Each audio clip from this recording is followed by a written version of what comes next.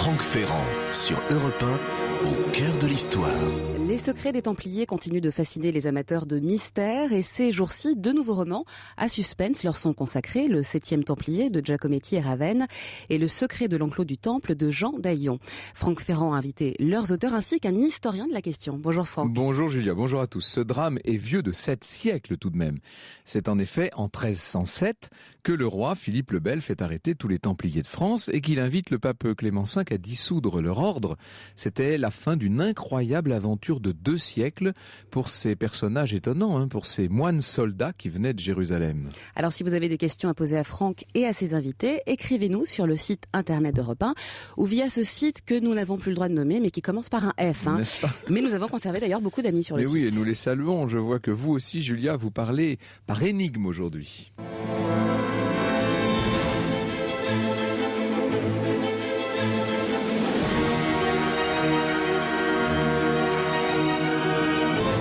h 30 14h30 sur Europe 1. Au cœur de l'histoire, Franck Ferrand.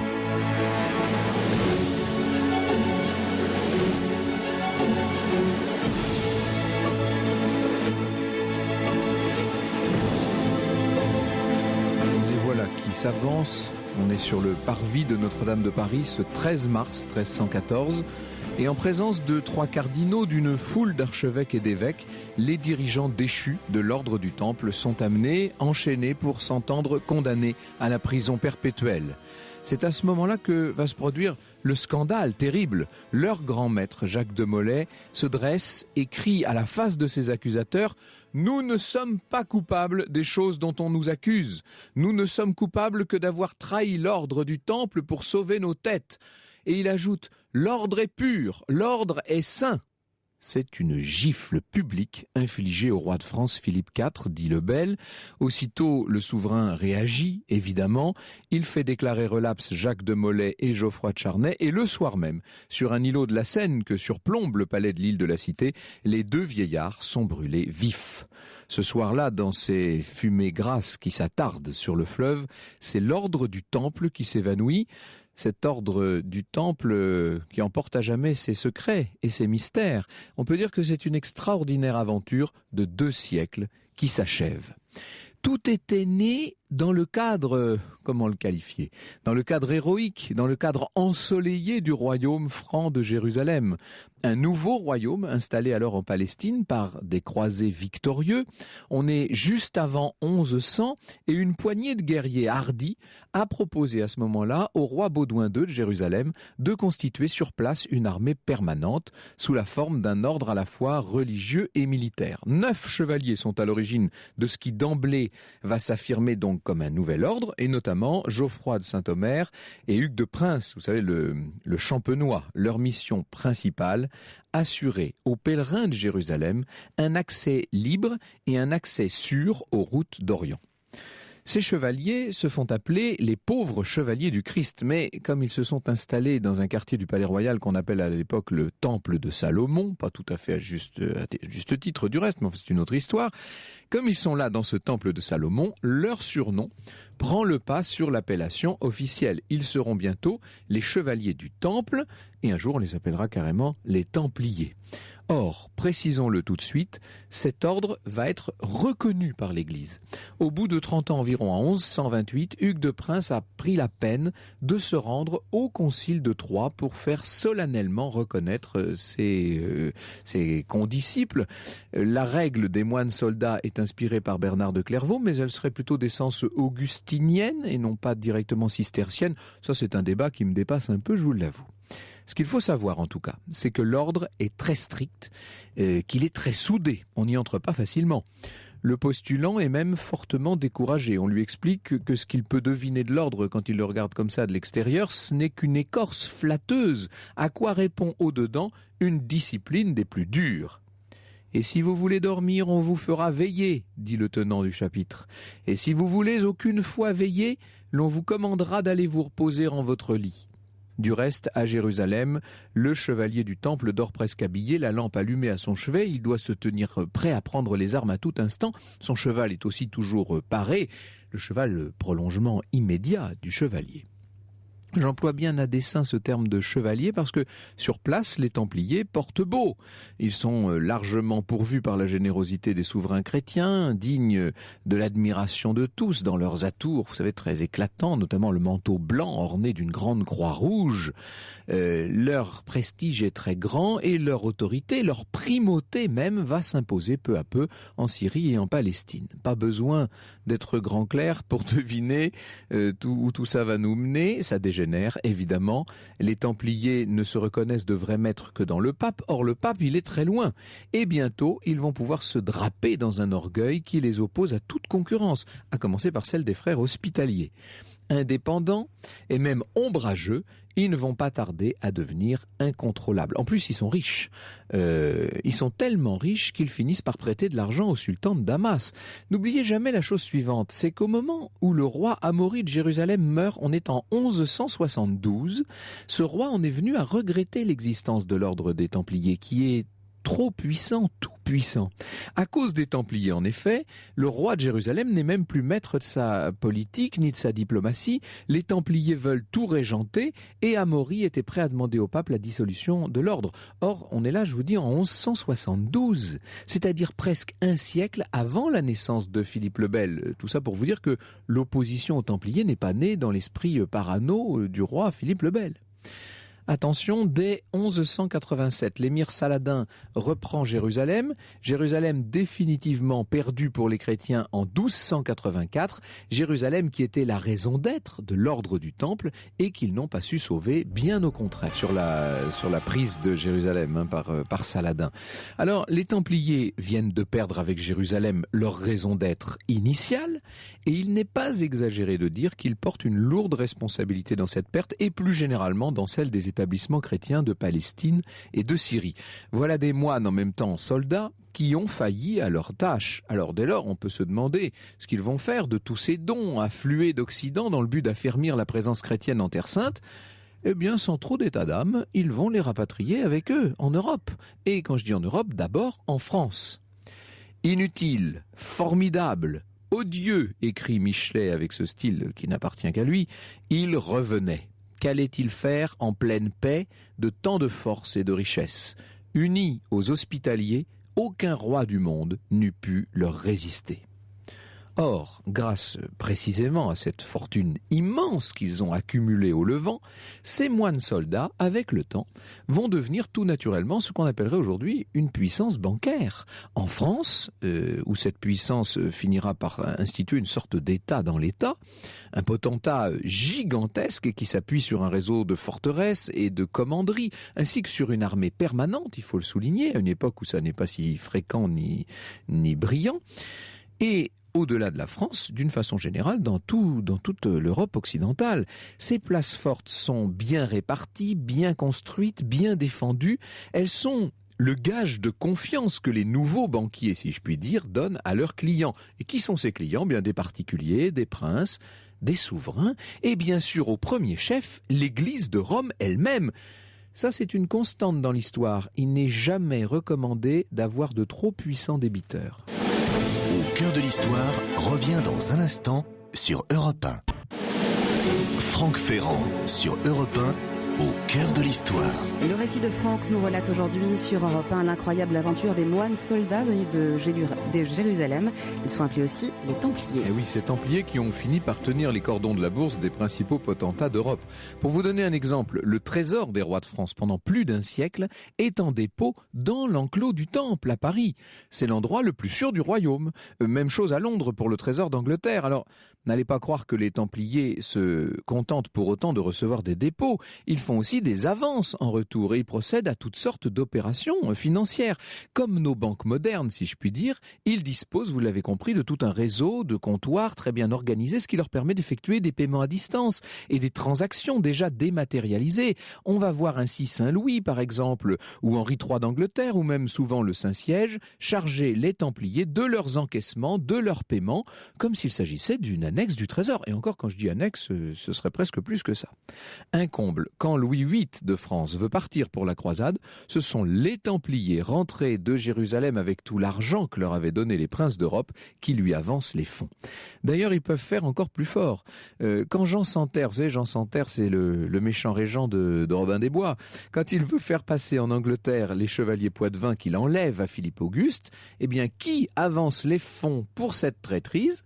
Les Templiers, bien entendu, de sorte que, quand on en vient au règne de Philippe le Bel, qui est un temps de grande remise en ordre, vous savez, les Templiers ont acquis un statut tout à fait unique dans l'histoire. Pour parler clair, ils tiennent le trésor royal, ils ont le nerf de la guerre, l'oxygène de la monarchie. Dès 1305, le roi Philippe obtient tout de même que des trésoriers royaux soient adjoints aux gestionnaires du temple. Vous voyez, c'est un premier pas vers une reprise en main. Mais ce n'est que le premier pas. Au-delà de cet aspect financier qui est extrêmement important, ce qui froisse Philippe le Bel, c'est que de plus en plus, les Templiers se mêlent sous son règne d'opérations commerciales et que dans ces conditions, de nombreux sujets ont pour ambition de devenir leurs vassaux directs pour échapper à différentes suzerainetés, pour échapper aux diocèses, aux seigneurs locaux, voire au roi lui-même.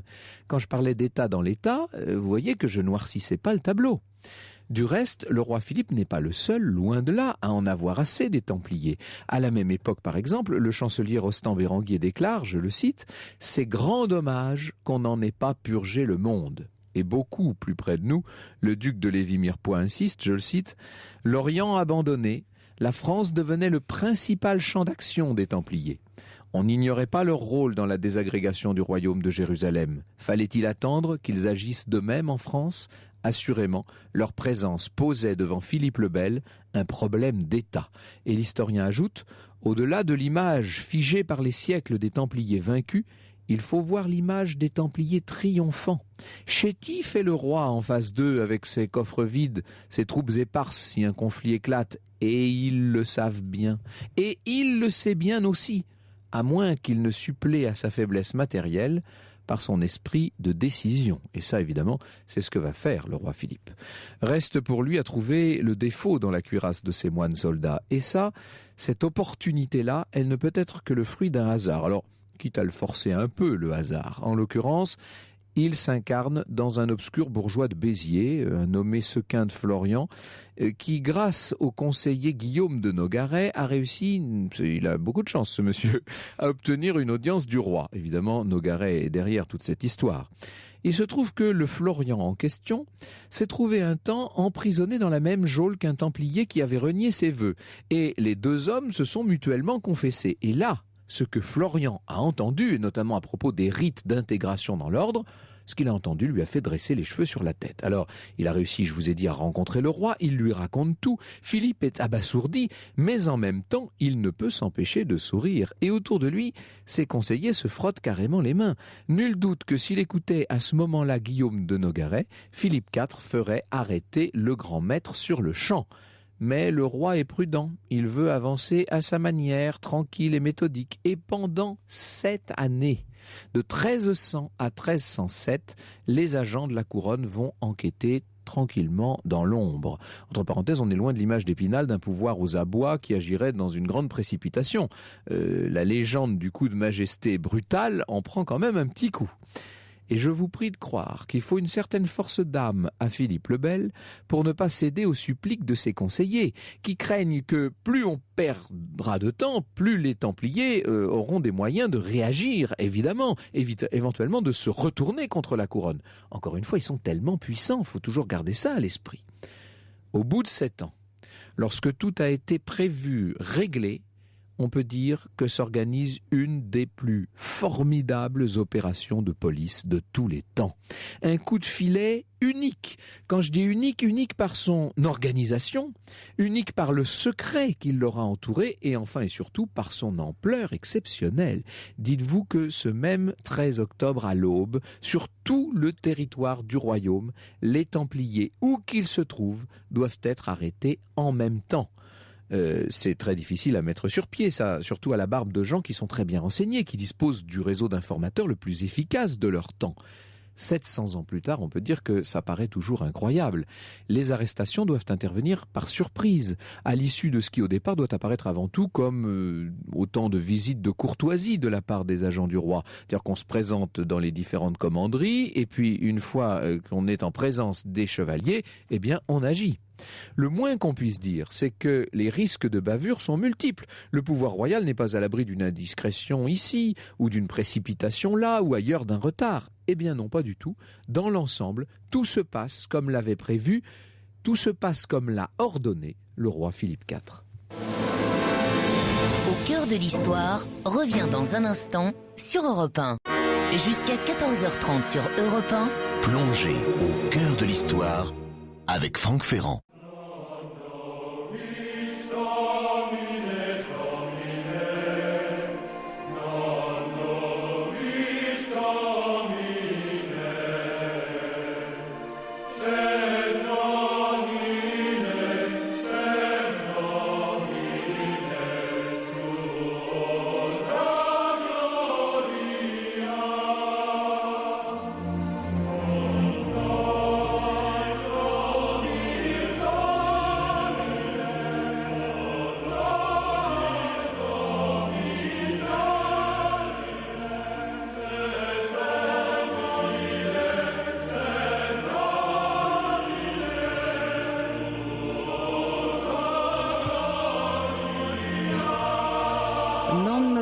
Dominé, extrait du film Henri V de Kenneth Branagh, Franck. Alors bien sûr, certains Templiers très rares ont eu le temps de se donner la mort par pendaison ou par défenestration au moment de cette grande opération de police. Une douzaine en tout a aussi réussi à s'échapper. Mais ce n'est rien, tout ça, comparé évidemment aux centaines de chevaliers arrêtés sans coup férir, en 1 ou 2 heures de temps, à l'échelle de tout un royaume, et à une époque où l'on ne dispose que de moyens de communication des plus rudimentaires, l'organisation militaire la plus aguerrie de son temps se trouve entièrement désarmée sans appel. C'est vraiment une chose incroyable. Alors évidemment, le traitement infligé aux moines soldats à partir de ce matin-là est une horreur. Les tortures sont terribles et vous savez que sous certaines tortures médiévales, on doit pouvoir faire avouer à peu près n'importe qui, à peu près n'importe quoi. Oui. On peut dire que l'opprobre continue d'en retomber aujourd'hui encore sur la figure implacable de ce roi Philippe que Maurice Druon avait qualifié de roi de fer, vous savez, ce Philippe le Bel. Mais entre nous, si l'on réfléchit 5 minutes, est-ce que Philippe le Bel avait vraiment le choix ? Vous imaginez les conséquences à ce stade du rapport de force, là où il en est arrivé dans sa lutte à mort contre l'ordre du Temple, vous imaginez les conséquences du moindre relâchement de sa part. Ces gens-là, encore une fois, sont extrêmement organisés, ils sont puissants, ils sont très bien répartis sur le territoire, etc. Le roi Philippe savait qu'ils avaient également beaucoup de contacts dans toutes sortes de populations, y compris les plus influentes. Et dans ces conditions, on peut dire qu'il n'hésite pas. Avec cette espèce de poigne de fer, et quitte à passer pour un bourreau aux yeux de la postérité, puisque c'est exactement ce qui s'est passé, Philippe assume ce qu'il croit être salutaire pour son royaume, c'est-à-dire débarrasser le pays d'une organisation extrêmement puissante et apte à déstabiliser n'importe quel souverain. Philippe ne peut évidemment pas agir seul pour autant. Il lui faut absolument dans cette affaire le soutien du pape. Et ça, ce sera très compliqué parce qu'évidemment, dans un premier temps, le pape c'est Clément V à l'époque, il se fait un peu tirer l'oreille. Dans un premier temps, notamment, il a tendance à faire des enquêtes extrêmement pointues et voyant la très grande violence des inquisiteurs français, il fait suspendre les pouvoirs de l'Inquisition de France. Et là, la réplique royale est immédiate. Le 13 mars 1308, Philippe le Bel réunit les États généraux à Tours. Et là, devant l'Assemblée des États généraux, donc devant le peuple, si vous voulez, le roi justifie sa position. Il fait appel à la sagesse des représentants du peuple pour purifier, c'est le terme qu'il emploie, ça rappelle bien d'autres choses beaucoup plus récentes, pour purifier le pays des méfaits perpétrés par ce qu'il appelle un ordre criminel. Ça, c'est une manœuvre très habile parce qu'à partir de ce moment-là et dans la mesure où les États généraux suivent entièrement Philippe IV, ce n'est plus le roi de France qui s'attaque aux Templiers, c'est le peuple français lui-même, bien entendu. Alors, le pape Clément V entend néanmoins se forger lui-même son opinion sur les pratiques prétendument hérétiques en vigueur chez les Templiers. Il reçoit en audience secrète un haut responsable de l'ordre et puis il interroge en personne et sous sa haute garantie 72 Templiers de tout grade. Et là, il faut bien dire que ce qu'il apprend le sidère. Et pas de gaieté de cœur, contrairement à ce qu'on a pu dire, le pape va finalement décider d'instruire le procès de l'ordre tout entier. Dans chaque diocèse, l'évêque sera chargé d'interroger, de juger les Templiers comme particuliers, tandis qu'à Chinon, une commission supérieure jugera des responsabilités générales. Le procès verbal de ces interrogatoires de Chinon, on les possède et c'est Michelet qui les a publiés. Ils comprennent la déposition du grand maître et celle de 231 chevaliers. Or, notre historien national, toujours suspect de partialité, c'est pas moi qui vais me mettre aujourd'hui à vous défendre Michelet après tout ce que je dis à longueur de semaine, mais enfin là quand même, Michelet a changé de position sur le sujet, parce qu'il avait, à l'époque dont je parle, il avait déjà publié son tome 3 de l'histoire de France, dans lequel il prenait fait et cause pour les pauvres Templiers. Et là, dans sa préface à la publication des interrogatoires, il va se voir contraint de revenir sur son opinion. Je cite Michelet. « Il suffit de remarquer dans les interrogatoires que nous publions que les dénégations sont presque toutes identiques, comme si elles étaient dictées d'après un formulaire convenu. Et qu'au contraire, les aveux sont très différents, variés de circonstances spéciales, souvent naïves, qui leur donnent un caractère particulier de véracité. Le contraire, nous dit Michelet, le contraire devrait avoir lieu si les aveux avaient été dictés ou arrachés par les tortures. Cet interrogatoire fut conduit, il parle donc bien de celui de Chinon, fut conduit lentement et avec beaucoup de ménagement et de douceur par de hauts dignitaires ecclésiastiques. Or, les conclusions des dignitaires en question sont accablantes pour le Temple. Les dérèglements et l'immoralité de l'ordre, en tout cas, quand je parle de dérèglement et d'immoralité, aux yeux des bons chrétiens ou que sont ou prétendent être les juges dépêchés par le pape, ces dérèglements sont devenus plus qu'un point faible pour l'ordre. Ils font littéralement scandale. C'est à la fois une chance, ça, pour la monarchie française, et c'est surtout une injonction pour l'Église de réagir. Alors qu'est-ce qu'on reproche concrètement aux Templiers? Quels sont les fameux méfaits qui leur vaudront de subir les foudres de la justice ecclésiastique d'une part et surtout royale en France? Eh bien, nous allons revenir évidemment juste après le flash de 14h, nous allons revenir avec mes invités sur le détail des accusations, sur les pratiques dont on accuse les Templiers de se rendre coupables.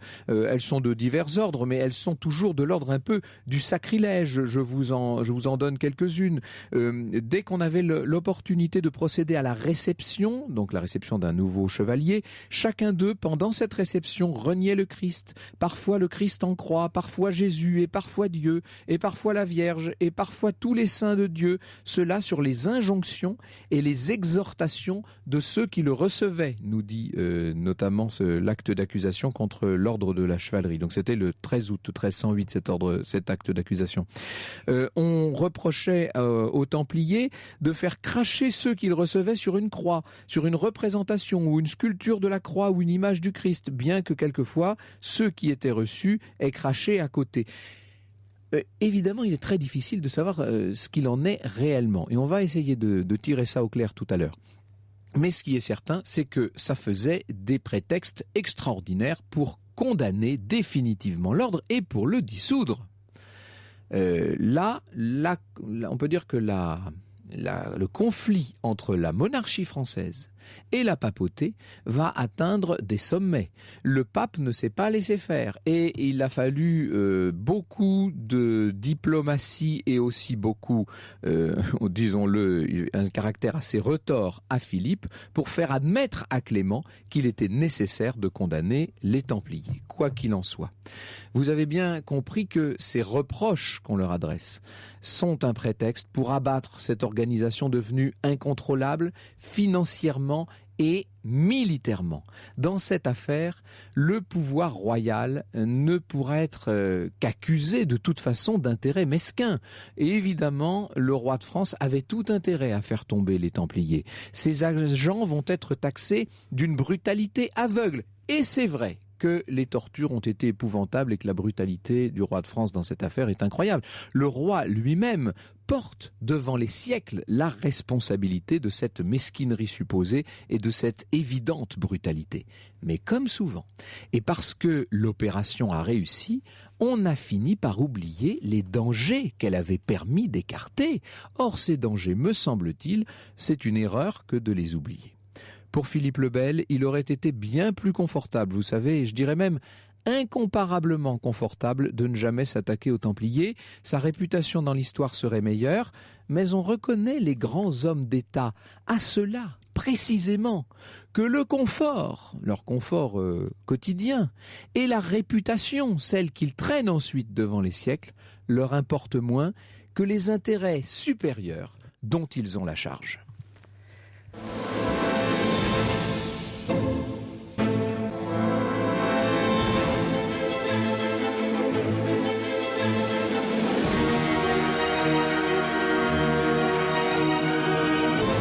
h 14h30 sur Europe 1. Au cœur de l'histoire, Franck Ferrand. Et nous nous intéressons aujourd'hui aux Templiers sur Europe 1. Pour en parler, vos invités, Franck, sont les écrivains Dominique Labarrière et Jacques Ravenne. Dominique Labarrière, auteur de La diabolique affaire des Templiers, aux éditions Alphée, qui revient sur l'ensemble de cette affaire. Et avec vous, Dominique Labarrière, dans un instant, j'aimerais qu'on revienne justement sur les circonstances très précises de cette enquête et de cette arrestation. Et puis Jacques Ravenne, que connaissent bien nos auditeurs. Jacques Ravenne, qui est l'auteur, avec Éric Giacometti, d'un thriller qui sort demain, je crois. Demain, oui. Donc on est vraiment sur le fil même de l'actualité littéraire. Ça s'appelle Le 7e Templier. Et pour avoir passé une nuit blanche, je peux confirmer à nos auditeurs que c'est très passionnant. Ça fait partie, vous savez, de ce genre de livre, comment les Britanniques appellent ça un page turner. C'est-à-dire que quand vous avez commencé, vous ne vous arrêtez plus. Puis, en plus, moi, j'ai apprécié les allusions à ma région natale. On voit le pape se promener de Poitiers à Ligugé. Enfin, tout ça est très sympathique. On voyage constamment entre le présent et le passé, bien entendu. Alors, Dominique Labarrière, vous avez écrit donc cette diabolique affaire des Templiers, et vous me disiez, juste avant que ne reprennent nos débats, qu'en fait, il y a eu une division du Temple à partir du moment où les Templiers sont devenus, en tout cas en France et disons en Europe, sont devenus plus des banquiers que des soldats. Voilà, c'est-à-dire à partir de la perte définitive de Jérusalem, l'organigramme majeur du temple se retire à Chypre et ne vient pas en France. Et il y a une amplification de l'activité bancaire qui se fait à ce moment-là, mais il n'y a plus d'activité ni militaire ni véritablement religieuse par rapport au lieu saint. Donc il y a un renversement sociologique qui se fait, c'est-à-dire que les affaires d'argent ne sont pas goûtées par l'aristocratie, c'est une tradition très ancienne et qui perdure, et que on voit émerger l'autorité templière de gens venant de la bourgeoisie et traitant les affaires d'argent. C'est le fameux épisode de 1306 où le roi parvient à se faire prêter une somme considérable par le trésorier du Temple de Paris, Jean de la Tour, sans que celui-ci en réfère au grand maître Jacques de Molay. Et il y a déjà là une brèche qui Où se trouve le grand maître à cette époque ? À Chypre. À Chypre. À Chypre, ils ont quitté Jérusalem, ils ont acheté comptant l'île de Chypre. Et qu'est-ce qui va l'amener en France ? Eh bien, c'est la convocation du pape pour parler de la fusion des ordres et de la croisade. Faut toujours parler de la croisade, on ne la fait pas, mais on en parle. Voilà. Et la fusion des ordres, qui est à l'ordre du jour depuis 1274. Et Jacques de Molay vient, il est entendu par le pape, il se défend très très mal, il a de mauvais arguments pour refuser cette fusion des ordres.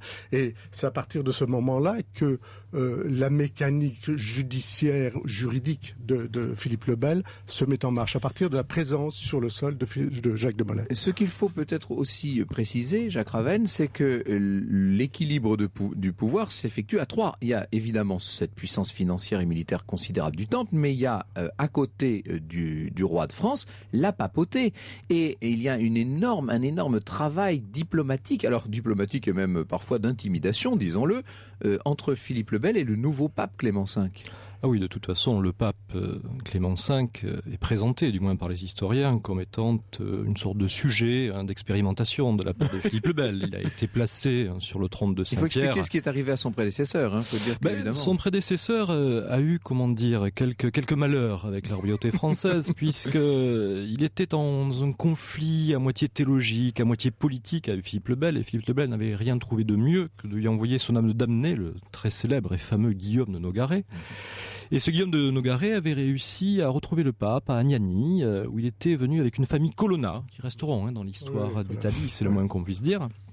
Et tout simplement pour enlever le pape, le déposer, monter un autre concile à Lyon, ce qui s'était quand même jamais vu, et mettre un pape à sa dévotion. Ça se reverra une autre fois dans l'histoire. Ça se reverra, pas encore mais à l'époque pas du tout, oui. Et bien entendu, l'affaire se passe mal, les habitants d'Agnani, d'abord favorables aux Français, se révoltent un petit peu, et à ce moment-là, la tradition historique veut que Colonna, le proche de Nogaret, ait carrément et tout simplement frapper le pape, qui aura eu beaucoup de mal psychologiquement à s'en remettre. L'enjeu d'Agnani est bien au-delà de ça, c'est un schisme qui peut apparaître. C'est-à-dire l'enjeu d'Agnani, c'est un risque en tout cas, c'est de bloquer le concile que Boniface VIII veut monter pour excommunier le roi de France, c'est-à-dire quand on excommunie un roi, ça veut dire que tous ses sujets sont libérés de leurs devoirs vis-à-vis de lui. C'est-à-dire c'est la fin, comme le dit Jean Favier, c'est la mainmise du pontificat sur le royaume de France.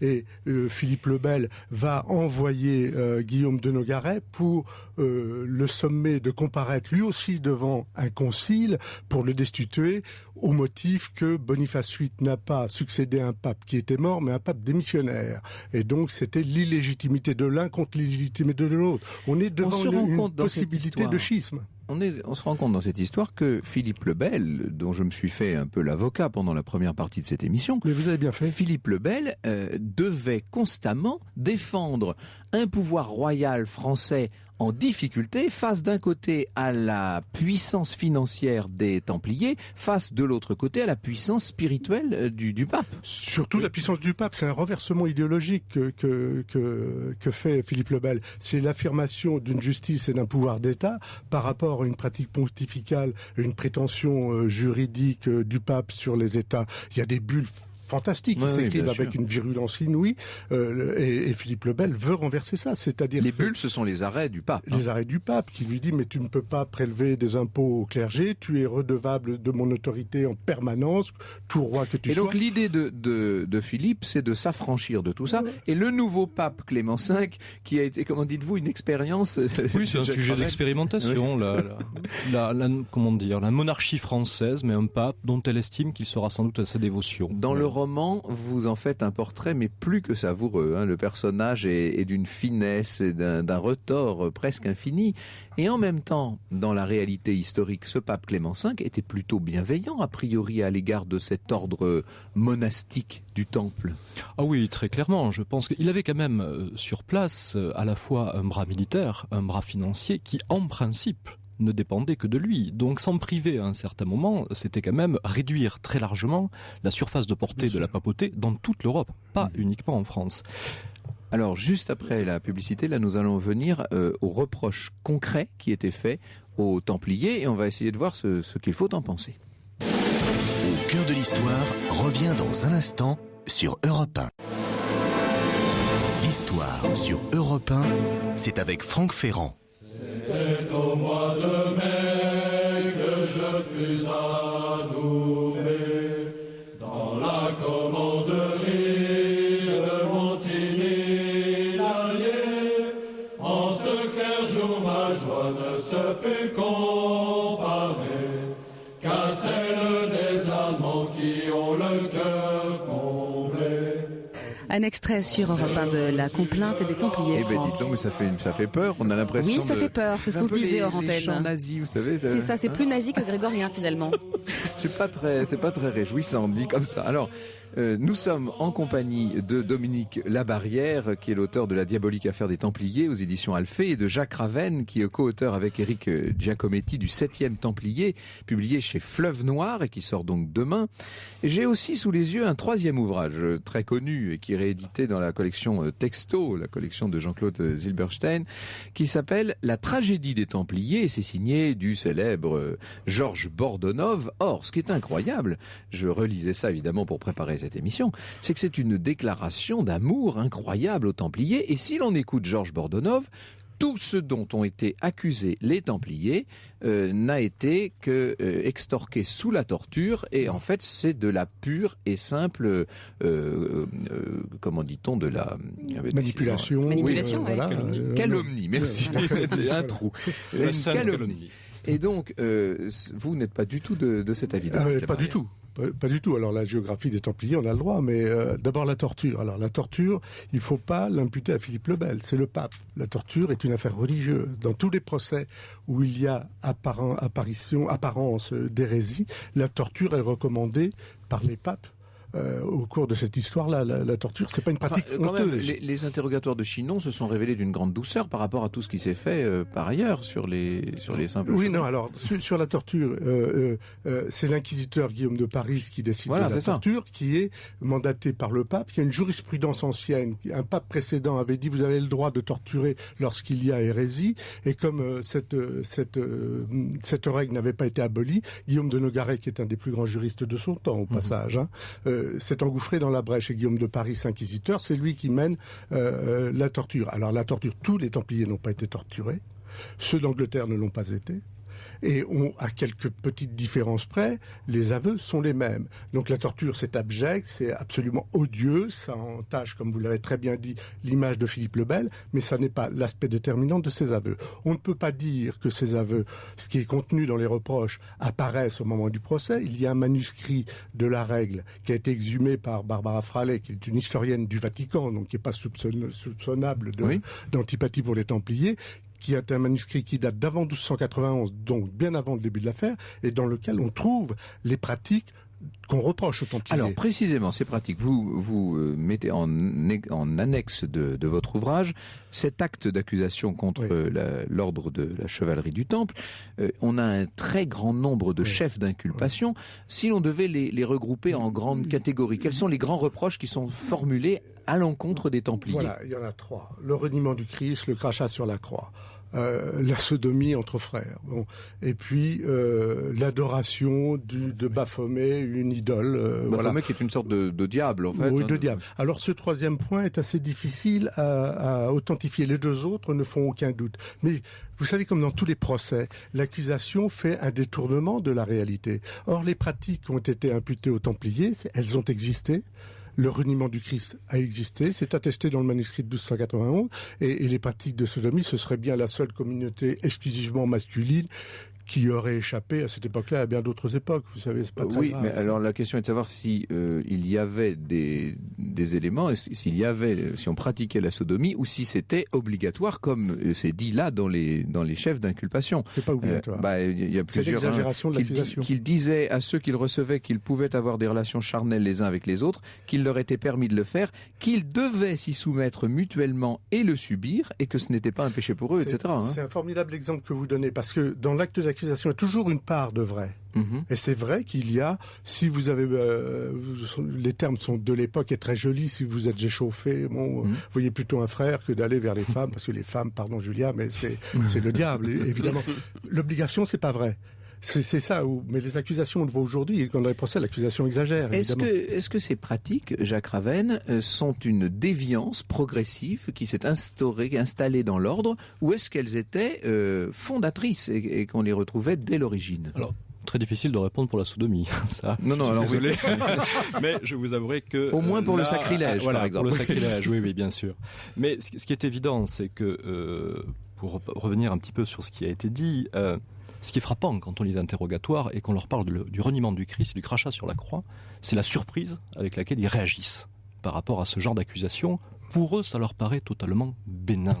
C'est devenu progressivement un bizutage passé plusieurs années en Orient. Et effectivement, il y a eu quelques légendes qui ont circulé dans le milieu templier et on les a adaptées au fur et à mesure, comme dans toute société constituée, et on en a fait un simple bizutage. Et on voit bien dans les interrogatoires, il y en a plusieurs centaines, combien ils ne comprennent pas pourquoi l'Inquisition insiste autant sur ce type de pratique qui leur paraît des momeries, ni plus ni moins. Oui, mais enfin, qui évidemment des momeries qui vont les conduire effectivement à certains problèmes. Dans le texte de Bernard de Clairvaux, qui est le texte fondateur, si vous voulez, de ça, il est dit qu'il faut que les frères, avant d'entrer dans cet ordre militaire, donc avec une rigueur extrême et rigueur monacale, doivent être mis à l'épreuve lors de leur intronisation. Et comme la règle est secrète, qu'elle n'est pas transmise, on laisse à la discrétion de tous les précepteurs qui reçoivent ces épreuves-là. Et le reniement du Christ, c'est l'épreuve qu'on va infliger pour savoir si l'impétrant a le courage d'aller jusque-là pour marquer son obéissance absolue à l'ordre. Tu as juré obéissance quand on t'a mis la robe de Templier. Montre ton obéissance. On te dit de cracher sur le quai. Mais comme vous le dites très justement, au fil du temps, ça s'est dévié. Et quand la perte de sens arrive avec la perte des lieux saints, ça devient une mascarade. Bien sûr. Cet ordre qui n'a plus de légitimité dans son action, qui n'est plus qu'une banque, qui n'est plus que rien, va obéir à une dérive qu'on pourrait qualifier de sectaire. Alors, se posent aussi de grandes questions sur les Templiers. L'affaire du trésor, bien entendu. Qu'est devenu le trésor des Templiers? Est-ce que les Templiers sont, d'une façon ou d'une autre, à l'origine de la franc-maçonnerie? On va essayer de répondre à toutes ces questions. Jusqu'à 14h30 sur Europe 1. Plongez au cœur de l'histoire avec Franck Ferrand. Les secrets des Templiers nous intéressent sur Europe 1 et font visiblement réagir nos auditeurs. Oui, Franck. voilà. Alors je suis en train de me dépêtrer de toutes les réactions. C'est très intéressant du reste. Je me rends compte que nos auditeurs se partagent vraiment en deux catégories. D'une part, ceux qui défendent les Templiers, qui les admirent, etc., sont été de si redoutables et redoutés combattants, etc., nous dit par exemple Patrick. Et puis ceux qui, à l'instar de Frédéric, veulent absolument faire un rapprochement entre les Templiers à l'époque et puis nos financiers d'aujourd'hui, ceux qui se cachent, nous dit Frédéric, à Zurich, Genève, aux îles Caïmans, derrière des sociétés écrans. Je lui laisse la responsabilité de ce genre de rapprochement.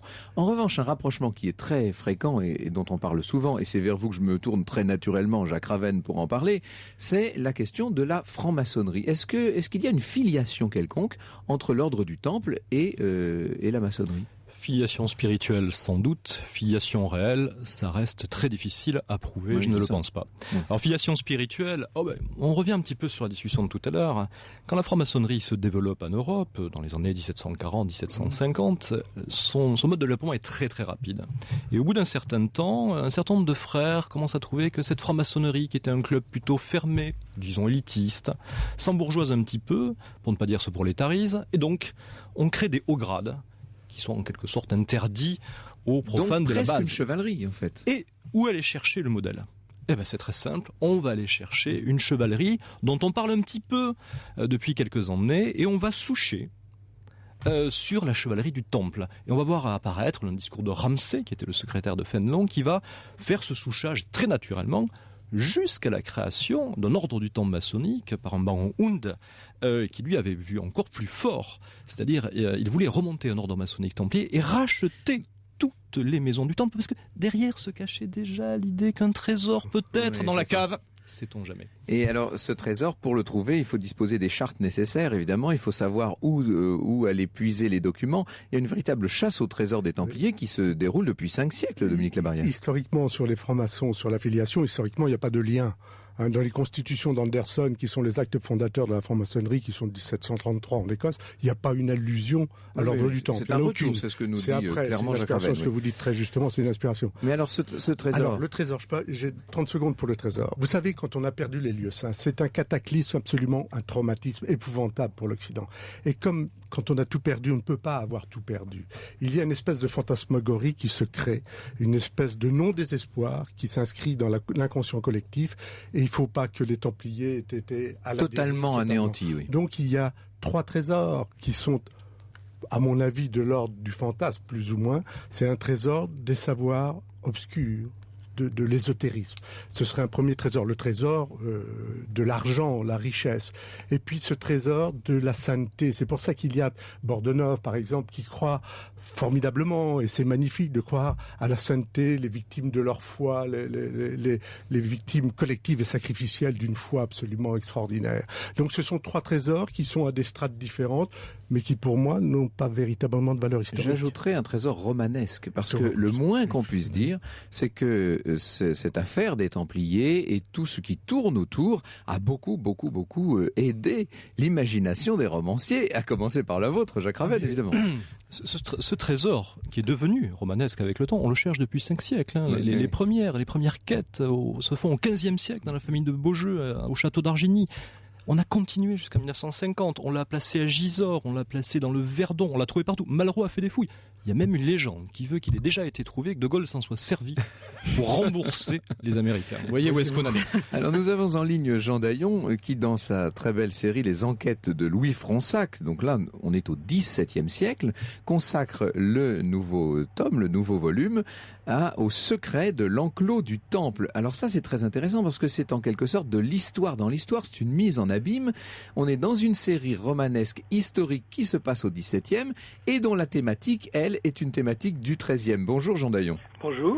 C'est très intéressant cette démarche qui est la vôtre. Est-ce qu'on peut considérer qu'au XVIIe, la fascination pour les Templiers existait déjà ? Ah ben bien sûr. Mais bien sûr. Moi, personnellement, je me suis basé sur une série de petites anecdotes qui sont rapportées par le comte de Bussy-Rabutin. Oui. Bussy-Rabutin, qui était un colonel de Condé, un maître de camp, logeait dans l'enclos du Temple, dont son oncle était alors l'enclos le du Temple, qui est l'actuel quartier du Temple à Paris, tout voilà. simplement. Alors l'enclos du Temple, c'est évidemment un petit peu mystérieux pour les Parisiens puisqu'il n'en reste rien. Mais oui. Mais il faut voir que jusqu'à la Révolution française et en tout cas au XVIIe siècle, c'était quelque chose d'extrêmement important. Oui, Louis XVI et sa famille sont bien placés pour le savoir, qui ont été détenus à la toute fin. Voilà. L'enclos du Temple, c'est une petite ville dans Paris, une ville close, très bien fortifiée, oui. Très fortifiée, et quasiment indépendante du pouvoir, c'est-à-dire qu'elle dispose de ses propres... C'est un fief, donc elle a son propre droit. On y pratique le droit d'asile, on peut exercer des métiers sans taxe, et quantité de gens cherchent à s'établir dans l'enclos. Et donc le comte de Bussy-Rabutin loge dans l'enclos quand il vient à Paris, et je raconte dans mon roman que son oncle, donc qui est le grand prieur, lui offre une maison pour le récompenser d'un service qu'a effectivement rendu Roger de Rabutin. Et cette maison, c'est la maison de Jacques de Molay. Enfin, la maison occupée Jacques de Molay. En fait, est-ce que vous avez utilisé, vous, cet élément des Templiers comme piment à votre intrigue, ou est-ce que c'est une intrigue qui vous a été dictée par les Templiers eux-mêmes ? Ça, j'aimerais savoir comment vous avez procédé. Alors non, c'est un élément de l'intrigue parce qu'elle permet de résoudre un certain nombre de petits problèmes historiques. D'abord, elle permet mais c'est un roman encore une fois, elle permet de comprendre une affaire qui est arrivée à Bussy-Rabutin, qui est totalement incompréhensible. C'est-à-dire que à cette époque, il s'est mis dans une sale affaire, il a enlevé une jeune veuve. Et il a failli partir aux galères à la suite de ça. Donc ceci est raconté dans ses mémoires, mais est raconté par d'autres contemporains. Et on n'a jamais eu d'explication sur les raisons pour lesquelles il avait enlevé cette femme. Eh bien, les explications, on peut les trouver donc dans Le secret de l'enclos du Temple de Jean Daillon. C'est publié chez Flammarion. Merci beaucoup, Jean Daillon. Merci. Dominique Labarrière, vous êtes donc l'auteur de cette belle somme, La diabolique affaire des Templiers. C'est édité chez Alphée. Vous êtes aussi l'auteur, dans le numéro de mai-juin du Monde des religions, de tout un dossier sur la chute. Sur les Templiers. Et puis à partir de demain en librairie, Le 7e Templier, édité au Fleuve Noir, un secret vieux de 7 siècles qui fait encore couler le sang. C'est signé, bien entendu, Giacometti et Ravenne, et ça va faire rêver.